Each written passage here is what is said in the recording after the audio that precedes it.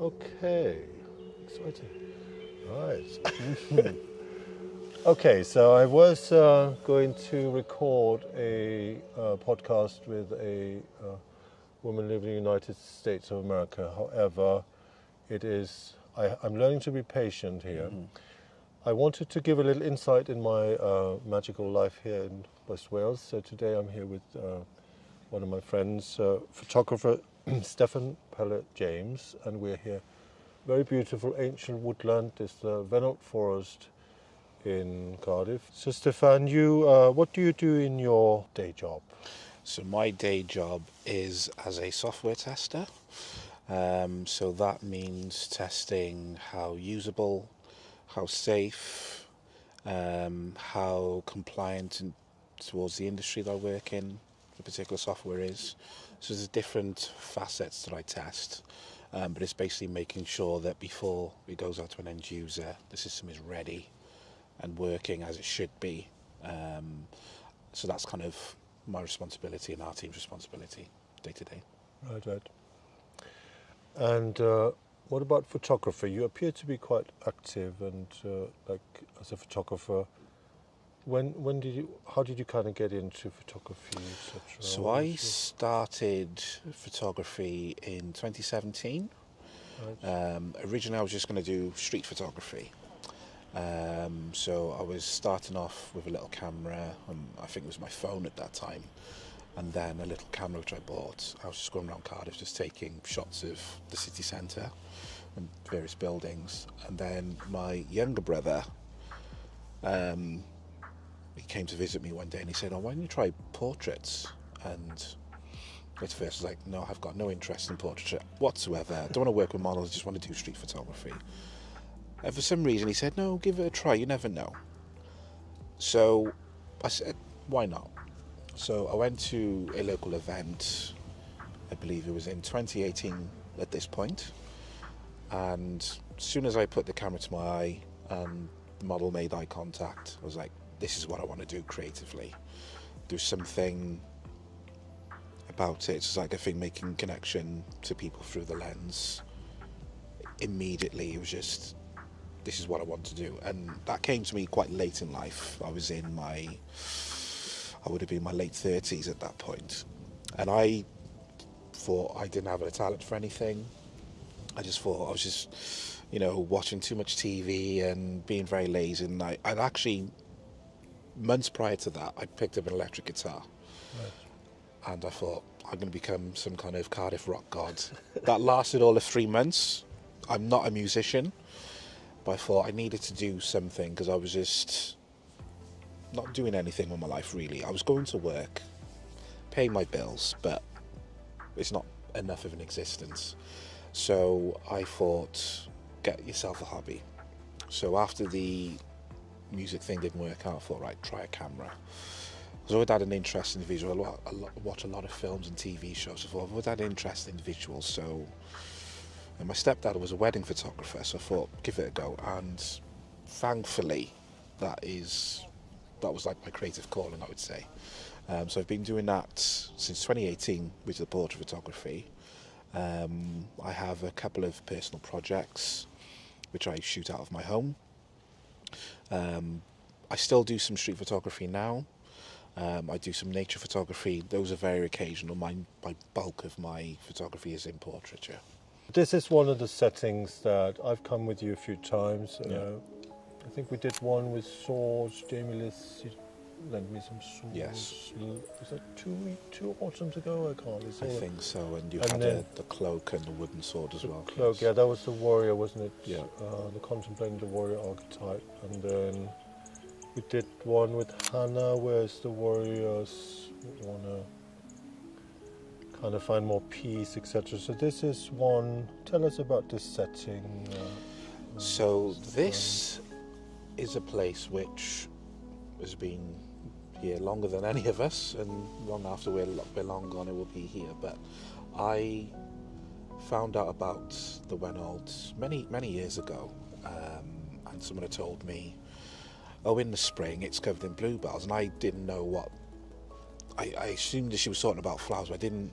What do you mean covered in bluebells? She said, "No, go there during like Maytime." So I came here the one year during a bluebell season just to take some, I think, woodland photos, and I'd never seen anything like it. Just the whole forest floor. Today it's covered in, you know, leaves, and it looks beautiful today.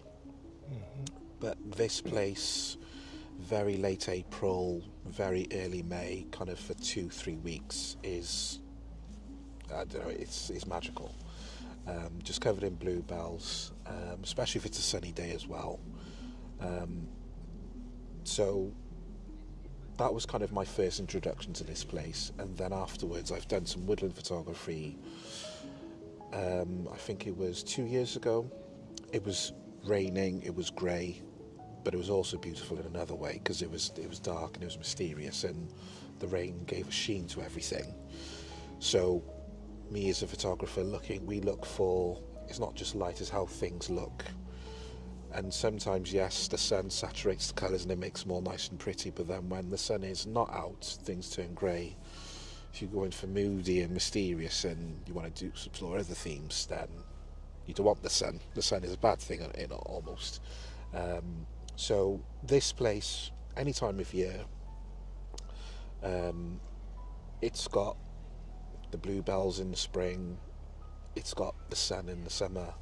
Today we've got sun, but because of, you know, it's autumn, the floor looks orange and browns and reds, and those are the things that as photographers we look for, is it's colours and seasons and circumstances, and we just try and capture it, basically. Yeah. It's a very magical spot, and yeah, especially in the spring with the bluebells, it's very mesmerising and really, really beautiful. Tell us a few about your projects, and if people are going to look online, on Instagram, etc., how do they find you, and what kind of groups are you involved in? So you can find me on my Instagram page, which is Stéphane_James, and there are links to my other pages. So I have a street photography page and I have a nature page. But the Stéphane_James is where you'll find my portraiture work. So my first portraiture project was and still is running, is Cardiff Creatives. Right. So that was at the time when I was dedicating that particular year, which I think was 2019. Right. I was dedicating to just learning as much as I can about portraiture, both the artistic and the technical side of things. And I was working with a lot of models. Yeah. But I'd done about 6 months worth of kind of model work. And I came to the realisation that I want to stay in portraiture, but it's not just about shooting models. I want to photograph other types of people. So I had the idea initially is, why don't I photograph other photographers? Right. And then that kind of evolved into, well, why are you just sticking to, this is kind of like my own internal dialogue, why am I just sticking to photographers? Because there's a world of creative people in Cardiff. So there are musicians, there are actors, actresses, there are people who do creative writing, there are artists who paint, who sculpt, and lots of other things. So then initially it was other photographers which I'd taken portraits of, and then I invited some people involved in music, not just playing but also in production as well. And then at first I didn't know what to call it, and then I thought, well, we're in Wales, and Welsh as a language it's being revived somewhat, I would say. So I decided to, rather than just call it Cardiff Creatives, a nod to me spending most of my life in Wales. I don't speak Welsh, unfortunately, but a little nod to the Welsh language, Cardiff Creatives instead, which is why it's called that. And creatively, initially I was going to do it all black and white, but then I came to the realisation that if I work with an artist whose work is very colourful, that doesn't make sense to have someone who uses cover so heavily. It's to shoot them black and white. So I kind of did it on a case-by-case basis. But then there was another project which I have, which is called In the Grey, and that's where I get to explore my passion for black and white, because I love both. I love colour but I also love black and white photography, and that's where I get to explore black and white themes. And the name In the Grey is, it's kind of a play on words, is life is not lived in black and white, it's lived in the grey. Right. But when you mix black and white, you get grey. Indeed. So it's kind of that play on words. And then fast forwarding a few years after that, I started another project called Polychromatique, Right. which is the counterbalance to In the Grey, and that's all about colour. So that's exploring people wearing blue and a blue background and red. And Polychromatique is a nod to, I have lots of family in France, Right. and polychromatic meaning of many colours. So it's a kind of a nod to my French family, as well as describing what the project actually is about colour. So I like to do kind of apply names of things to things which are personal to me, but also they're a play on words. I do like those. I do like play on words a lot. And then I've done a little bit of kind of paid work, commercial work, but the bulk of my photography is purely a creative outlet for me. And I think it's because it came to me very late in life is why I'm so appreciative of it, I think. Because it's not something I grew up with doing. It's something I thought I didn't have I thought I wasn't good at anything, and late in life I've discovered this, and I'm very grateful for it. Work with lots and lots of different people from all over the globe, which again I'm very grateful for, because I think it's helped me socially as well. It's helped me come out my shell. I'm able to communicate better, I think, because I have to. You're working with people, and also you collaborate with them. You're trying to get a good image of them, and you have to work with people and find how that particular individual best responds and find how they communicate. Because some people you can kind of just give them direction because they're more experienced. Yeah. Other people you have to be kind of their friend on the shoot, and do you mind doing this? And some people like to hear explanations of why we're doing things. I like to know what the process is. So it's improved my modes of communication, I feel. So it's helped me in many different aspects of my life. So I'm very grateful for it. Absolutely.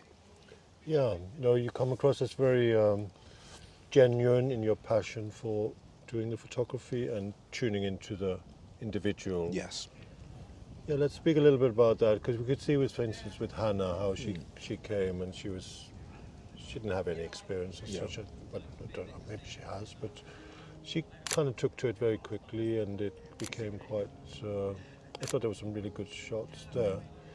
When you meet an individual, how do you tune in to them, and does it? The best way is, in the kind of the pre-communication, is and it's hard when things are over text messages and you're just seeing words on a screen, but sometimes you can pick up little things by what they say. If they're a little bit more open in their communication, you think, well, you can be a bit more open with them. Some people, they're very much more professional they're very matter of fact. Yeah. So it's always kind of matching people's vibe, I would say. But when you're on a shoot, if someone has less experiences, I would say guide them through. And even if you are given instruction, don't make it sound like an instruction. Yes. You just take them on a journey as to this is why, because guiding. Yeah. And I'm trying to find the light on your face, and be very mindful of, the kind of that lack of experience, because you can still get amazing images with people who don't have experience. And always say to them, don't try and be a model. Just be a person who's having their photograph taken. Sometimes it's let them look around their surroundings and say, you just look around, just look for things that interest you. And when you find something interesting, usually you might give a smile, the eyes will open up a little bit more, which means more light can come in, which is what I'm looking for. So rather than say, look in that direction, open your eyes a little bit wider, says, look at that pretty thing over there. their eyes will open up, they'll smile. If that's what you're looking for, and then you can take the shot. So they're modelling without even thinking about it. And then over time they'll become a model, because then they might do that naturally. Right, I'm going to look for something off in the distance, like there might be a person walking past which is has something interesting on, or there's a body of water which is the light reflecting, it's catching their eye. And sometimes the best photographs are just moments, rather than let's just going to look here. And sometimes those are the great photographs when it's been crafted, but sometimes the moments do happen, and if you capture them, because life is about moments. There are many photographs which have never been taken, never will be taken, because there wasn't a camera there, but moments happen all the time, and it's in that hour or 2 hours or however long it is, you just find those moments, and sometimes you create them, but sometimes you just capture them, and that's what it's about, is finding those moments for me. Yeah. Well, for me, like, I remember my dad, he was a very passionate amateur photographer, and he was like, back in, and so it's interesting, like with the family photos, isn't it? We didn't grow up with iPhones, we didn't grow up with cameras and such, and even going like a holiday, you could end up with going through the X-ray and everything, or coming down with didn't know. When I went to India first time, came back, I really had no idea what was the camera, but I do remember my dad. So for me, so I had what I call acting as an actor. So I basically, from 2016 to 2020, I was in so many sets, sometimes supportive artists, sometimes in smaller productions. In Cardiff there was a time and space production called Thomas Greenhalgh and Mark Sadler and others, quite interesting people. And but so for me it's kind of like therapeutic self-indulgence. But then when we had 2020, I was contemplating the archetypes of masculinity, and the first was the warrior archetype, and king, warrior, magician, lover. So I would quite like, so we were looking, if there are any redheads out there, interesting, the pre-Raphaelite kind of look.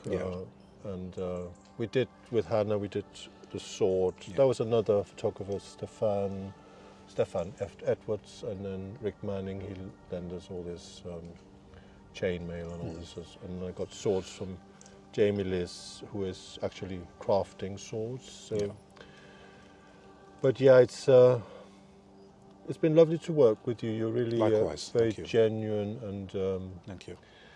Have you got any kind of creative? Is there anything you're envisioning that you would like to bring into life? Yes. So hopefully next year, I would like to do a series of infrared landscapes and infrared portraits. I saw the film Dune Part 2, I believe it was last year when it came out, and it was a sequence which was shot within infrared. And there was another show called Echo, and there was a sequence in that TV show which was also filmed in infrared. And that has given me some ideas to do some infrared portraiture, because it's not something, there's a bit of it out there, but there's not too much. So that's something I would like to explore into the new year and beyond. Right. Sounds good. And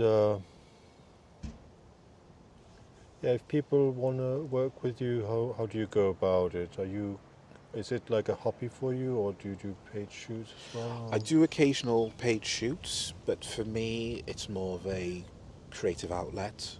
So most of the work I do is for myself, my own interest. But I'm always open to working with new people I worked previously, a mix of the two. So they can find me on my Instagram page, and if you want to work with me, just reach out, and we can talk and we can arrange something. Sounds good.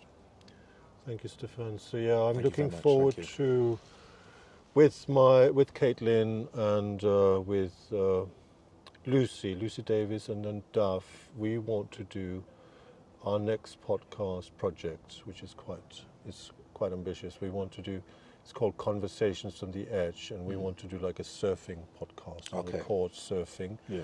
And I have reached out to Finisterre. Finisterre's listening. I sent them an email because I'd like them to sponsor a wetsuit and sponsor the podcast, and then we will do some kind of a film segment for them. They're very good. They align with our values, and but yeah, I like coming here and working with you, and it is lovely to come back to the Wennallt Forest as the seasons are changing, etc., etc. What are your kind of inspirations? Do you have any kind of, what are your favourite photographers who are people who inspire you? I would say there are two in particular. So one is an American photographer called Paula Franchi, who goes by Monaris on social media, and she does a lot of work in New York City. Right. She shoots globally, but I think she's based in New York and I think New Jersey. And her work it's a mixture of street and portraiture, but there's a lot of storytelling in her work. It is fantastic. The way she uses colours, her work is very cinematic, and that's a very overused term in the photography world, but hers lives up to that title. So she was kind of my first big inspiration. I don't try to make my work look like hers, but when I see her work, I'm blown away. So it's more of, I need to be improving all the time, because she is kind of the bar. I would say my even greater inspiration is the late Peter Lindbergh, who was a photographer during he was one of the architects of the supermodel era. Right. He is more known for his black and white work. So there are numerous works of his by household names from all over the world: Kate Moss, Antonio Banderas, Madonna, and some of the most iconic images most likely are one of his. The way he humanized these figures who were held up as, these goddesses of humanity, wearing the best clothes that anyone has ever made, and he just humanized them. And there was a lot of shooting them up without makeup on, building these, sometimes very elaborate sets for them to shoot in, but sometimes it was very simple. Like there are some where they're just on a beach, 3 models standing there on a beach, and they're all dressed similarly, but the way he created scenes which you felt you could be part of. And a huge aspect of his work which really resonates with me is he steadfastly refused for his work to be retouched. Right. Which in the common modern era, especially with AI becoming more and more powerful by the day, things like Photoshop and this strive for ultimate perfection, he just rejected that. And he was working, with supermodels, and he humanized them. And in a way, they were even more beautiful because their imperfections were on display. Now, these are still incredibly beautiful women. Mm-hmm. But he showcased their humanity over their beauty, which is something very unique, I find, because I think, and I've probably been guilty of this as well on some shoots, you've got a model who is very photogenic and you focus on an aspect, but they're human being first. They have worries like everybody else. They have hopes and dreams like everybody else. They have a day-to-day life like everybody else. So if I'm being very self-critical, it's probably something I should do more in my work is bring out the humanity in the people I'm photographing, because I've done some of it, I've probably not done enough. But I'm still learning. I've been doing this a number of years, and I say to everybody, even those few who have said, you know, your work's really good, I said, I'm still learning. Yeah. And I always will be learning until I can no longer hold a camera. I will never learn everything, but it's the strive to improve and learn a little bit more. And not just the technical side, but the artistic side, and some of the, again, just bringing the humanity into people's, and that could just mean the way you photograph and the way you communicate. Is you can humanise a whole shoot rather than, right, we're just gonna, it's about the dress and it's about the makeup, it's about you as an individual, and ask that question, who are you today, and who would you like to be? And sometimes that can be a great subject and a great theme for a shoot as well. So I'm on a journey, but I'm enjoying it. Yeah. Well, I appreciate you. I think portrait is like an ancient kind of to capture somebody, capture the essence. But I feel for me, you know, when I've worked with you, we always have a good time, you know, and the kind of the journey and the destination. So we have a rough idea of what we would like to do, and obviously I'm not the most practical person in the world sometimes, but I have been on film sets and done a lot of photo shoots, and you need to think of the logical and practical. What's the weather going to, you know? You're going to think of all these things, but then you also just got to be open to what happens and having a good time. And I think looking a little bit like beyond the superficial. Because this is an interesting thing that I've been contemplating and thinking about, that there are people who are very good looking, but they're not necessarily photogenic. Yes. And then there are people who are not, they don't strike you as very good looking, but actually they're very photogenic because they come across. So when you have somebody who are both good looking and photogenic, you know. And that is when you have someone who is blessed with both, it can be a trap that can be fallen into, and it depends on the theme of the shoot. If it's, say, a beauty shoot, for instance, where it is about someone's aesthetic, then yes, emphasise that, because that's the purpose of the shoot. But then if the theme is maybe this amazingly good-looking or beautiful person has had a terrible year, let's tell that story, because then however good they look, it doesn't matter anymore in that moment. It's about, this is a person who is struggling, or it could be someone who's had the best year of their life. Let's capture that as well. Let's, okay, yes, you're a happy person, yes, you're good looking, okay, you're lucky, so-and-so, but let's just focus on the happy part today. We can worry about the good looking part another time. But it's, again, depending on the themes and the stories you're trying to tell. And I think if photography will always survive in some shape or form. I think what will help it thrive is the individual stories you can tell with your camera, and it doesn't mean that you need to go out and spend thousands, even though that's what I have done. And it's what many of us photographers do because we love it. However, if you are someone who has the willingness, don't worry about, oh, my favourite photographer is shooting so-and-so camera and lens. I'm not going to say and lie that gear doesn't matter, because it does, but your eye, your imagination matters so much more. Your willingness to engage with people will set you apart. And if you want to just be, like myself, like more creative, or you want to do commercial work, I would say hone your communication skills, hone your creative eye, your creative imagination, work with others in your local area. Even if you live somewhere which you would say is deprived, tell those stories of the people who live there, because there's loads of stories on your doorstep. If you live somewhere rural, capture the rural beauty of where you live. If you live in a city, capture the beauty of the city, the bad parts, the good parts, the colourful parts, the grey parts. Hone those skills, and yes, when you get the funds to buy more gear, by all means go out and buy it, because this is what I did.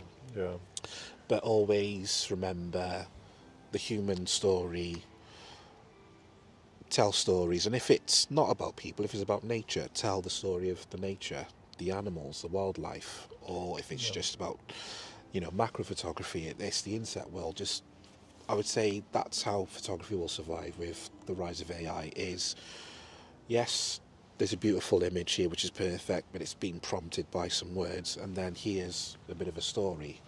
Yeah. And if you can engage people, that's how your photography can thrive, is if you can engage people with it, rather than just, here's a good looking image, and yes, it's nice to look at, but half a second later they're on to the next one.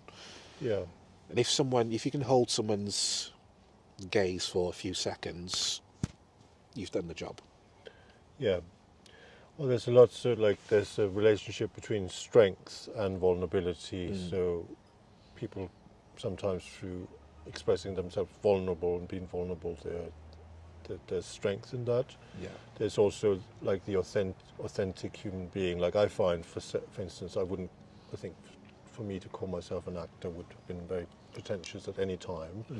But I did actually find, when I was moving within the film and television world, that to truly be oneself is actually not so easy. And I think a lot of us, we have this, like myself, I was diagnosed with autism, and I found this masking and, you know, constantly pretending to be somebody else, and pretending to be successful, not feeling successful, and all this. So it is something about the story. And for me personally, like with this podcast, with Caitlin, etc., I very much believe that, you know, have skin in the game. If you put in energy in what you're doing, and you're passionate about it, then that will bring about more, you know. It's much better to do something with the equipment, like Caitlin, she was making with this, she had an awful laptop and she had an awful GoPro, and she was just persevering. And from that, like, if I sit around and say, oh, okay, when Steven Spielberg, he knocks on my door, then I'll make a big film, you know. You got to do what you can right now with what you got. So, well, thank you for being part of my story. No, thank you for having me. Thank you very much. Thank you. Yeah, and thank you for, we'll share some of the photos we've taken. I'll ask Hannah if we can share some of them. And yeah, so I'll be looking and doing more podcasts with the Gene Keys, etc. And we are looking for that one, weather pending, to do Conversations from the Edge. Remind us again, just where do we find you? Yes, so I can be found at Stéphane_James on Instagram. I can be found at that on Flickr as well.